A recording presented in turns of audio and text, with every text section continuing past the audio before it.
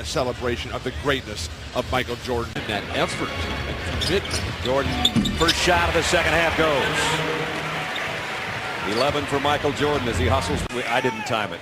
The guys in the truck maybe did. I would say the ovation at the beginning of the game lasted at least 4 minutes as he hit his first shot of the third. Amazing what Derek Coleman has done in the last 2 months. Jordan drains it over Eric Snow. He's got it going. And his thing as he first hit his baseline jumper, and then that one from the wing over Snow. But Allen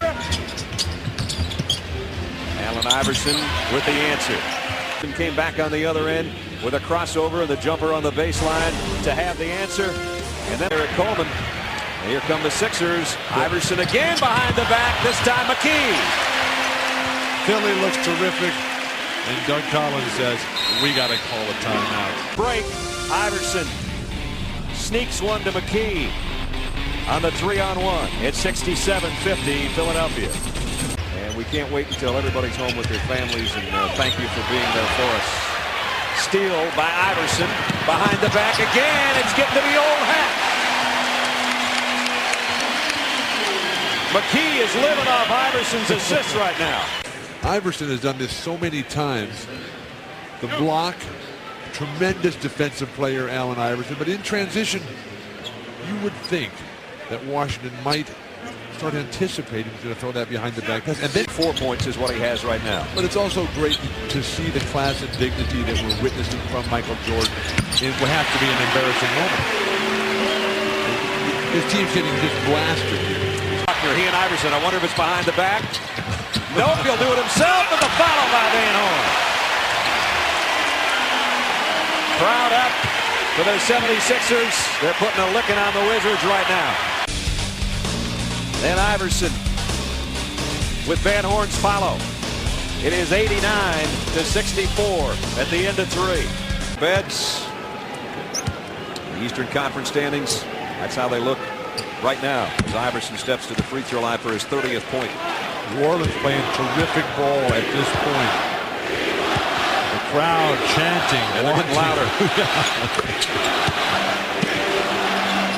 21,257, the second largest ever in this building and the largest crowd of the year. Check our Sprite Mad skills. How about back to 1986? How mad was this playoff game? 63.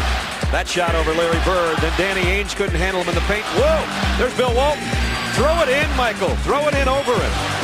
Play some defense. Bill, play some defense. Block a shot. Block a shot. Do something. Don't wait at the basket area. What were you thinking here?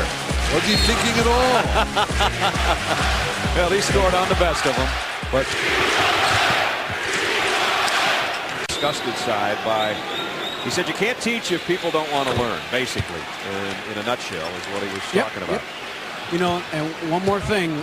Just looked at Michael Jordan with all the people chanting at him, and I kind of gave a thumb toward the court, and he shook his head in the universal sign. Team down, the fans want him.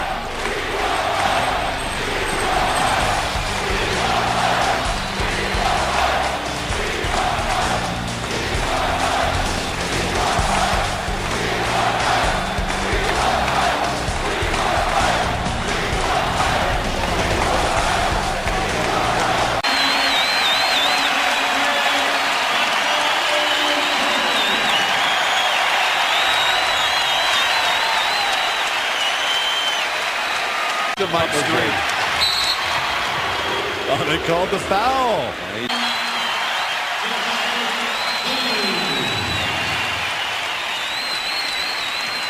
And he's going to get the bounce pass from the retiring Tommy Nunez, the referee.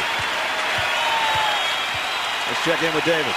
You know, guys, when Mickey Mantle hit his final home run, there's always been some question about whether he knew the pitch was coming. I think Michael Jordan knew that foul was coming. Eric Snow was awfully quick to come over there and foul him. Doug Collins was the guy I really think that convinced Michael to go in. And now Doug Collins is telling them to take a foul so that he can. There's the end of a legendary career.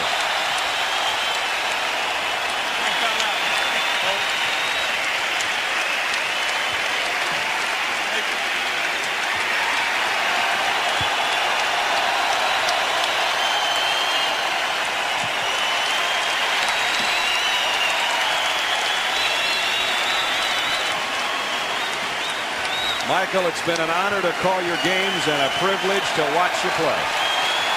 Thank you, Michael Jordan.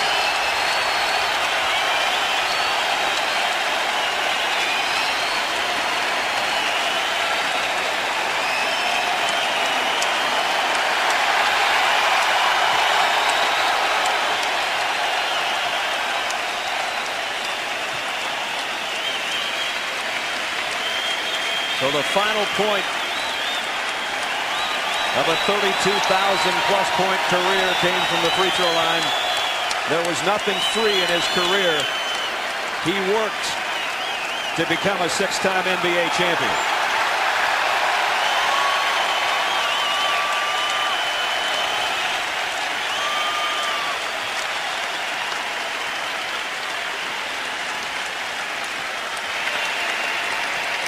And the MVP in all those championship seasons. All six of them.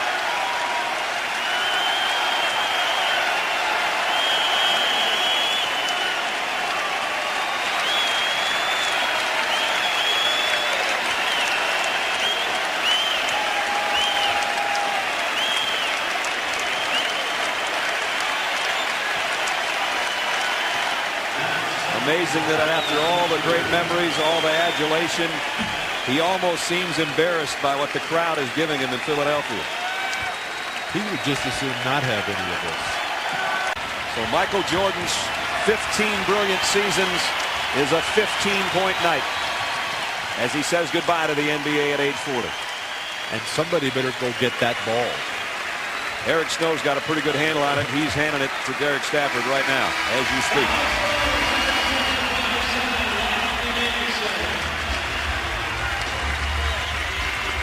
Larry Brown, who said, I hope he scores 100 and we win. Michael didn't score 100, but the Sixers did win. And obviously it's a mob scene, and there's one of the young guys that Michael Jordan hopes will carry on and help carry the league on. Allen Iverson, the Tracy McGrady's, the Kevin Garnett's, the Webbers and the Kobe Bryants. The guys that will be stars, but will there ever be one to shine as bright as that guy?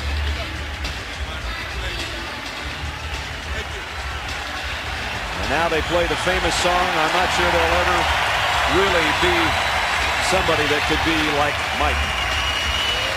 And nobody has left the building. Everybody on their feet as he heads through a tunnel of admirers into a losing locker room, something he had hoped wouldn't happen, but he's got that ball that Bill was talking about. Yeah.